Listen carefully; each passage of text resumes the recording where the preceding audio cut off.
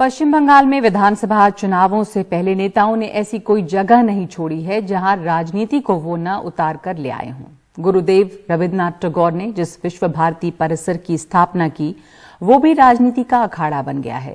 विश्व भारती बोलपुर में है, जहां पिछले हफ्ते गृहमंत्री अमित शाह ने रैली की थी और कल बंगाल की मुख्यमंत्री ममता बनर्जी वहां रैली करने वाली हैं। विश्व भारती प्रशासन ने अब मशहूर अर्थशास्त्री और नोबेल पुरस्कार विजेता अमर्त्य सेन पर परिसर की जमीन कब्जाने का आरोप लगा दिया है। इस मामले में ममता बनर्जी ने अमर्त्य सेन का साथ देते हुए कहा है कि ये उनकी छवि खराब करने की बीजेपी की साजिश है। विश्व भारती के लिए मशहूर बोलपुर में बंगाल की मुख्यमंत्री ममता बनर्जी मंगलवार को एक पदयात्रा करने वाली हैं। कोलकाता से तकरीबन 150 किलोमीटर दूर इस इलाके में कई मोर्चों पर बीजेपी और तृणमूल आमने सामने हैं। ताजा विवाद इस घर को लेकर है जो विश्व भारती परिसर में है और जो नोबेल पुरस्कार विजेता अर्थशास्त्री अमर्त्य सेन का है। कहा जा रहा है कि केंद्रीय विश्वविद्यालय के प्रशासन ने केंद्रीय शिक्षा मंत्रालय को खत लिखकर परिसर की जमीन पर कब्जों की जो लिस्ट दी है उनमें से एक इसे भी बताया है। ममता और प्रोफेसर सेन के बीच खतों किताबत में ममता ने उनको पूरा समर्थन देने की बात कही है और नोबेल विजेता की छवि खराब करने वालों पर हमला किया है। प्रोफेसर सेन ने समर्थन के लिए ममता को शुक्रिया कहा है। बीजेपी की आलोचनाओं से अमर्त्य सेन भी नहीं बच सके। वो पहले ऐसे एकेडमिशियन नहीं हैं जिनकी बीजेपी ने आलोचना की हो।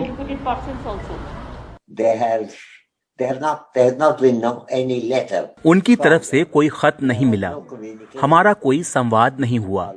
हमारा संपर्क बहुत पहले हुआ था, इसलिए नहीं कहा जा सकता है कि उन्होंने क्या सोचा, कैसे तय किया और बिना मुझसे एक भी बात किए इसे सार्वजनिक कर दिया।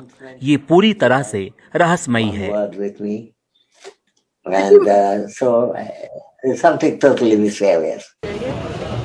24 दिसंबर के समारोह में खुद को आमंत्रित न किए जाने पर वाइस चांसलर पर हमले के बाद से ही दूसरे मोर्चों पर भी ममता लड़ रही हैं।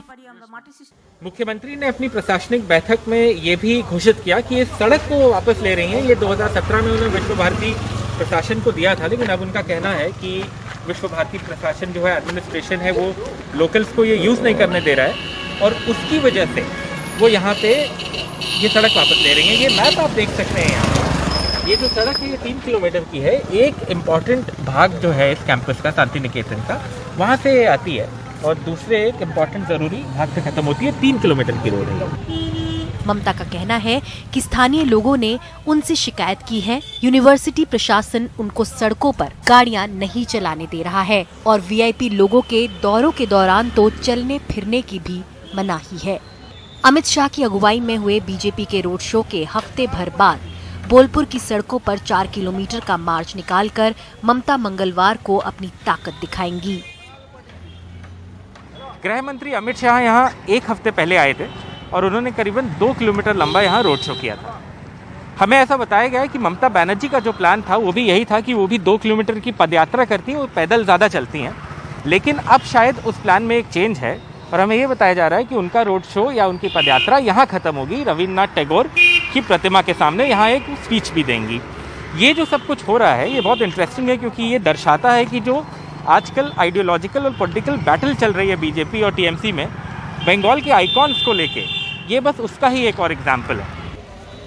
बंगाल की जानी मानी हस्तियों को लेकर बीजेपी और तृणमूल के बीच रसाकशी में नेताजी और विवेकानंद को भी शामिल करने के पूरे आसार लग रहे हैं। 12 जनवरी को स्वामी विवेकानंद की जयंती पर अमित शाह फिर बंगाल आ सकते हैं। तृणमूल हर साल 12 जनवरी को एक बड़ा आयोजन करती है, इस बार भी करेगी ही। 23 जनवरी को नेताजी की 125वीं जयंती है। ममता ने साल भर तक चलने वाले समारोहों का फैसला लिया और प्रधानमंत्री से इस दिन को राष्ट्रीय छुट्टी घोषित करने की मांग की।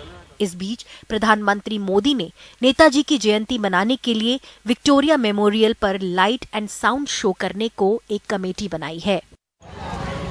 यानी बंगाल की जनता की लड़ाई उन लोगों के बहाने से लड़ी जाएगी जिनकी वजह से आज बंगाल बंगाल है। लेकिन क्या बंगाल की जनता को अपने जननायकों को इस तरह से राजनीति में इस्तेमाल किया जाना पसंद आएगा। कोलकाता से आलोक पांडे और मोनिदीपा बनर्जी की रिपोर्ट, NDTV इंडिया।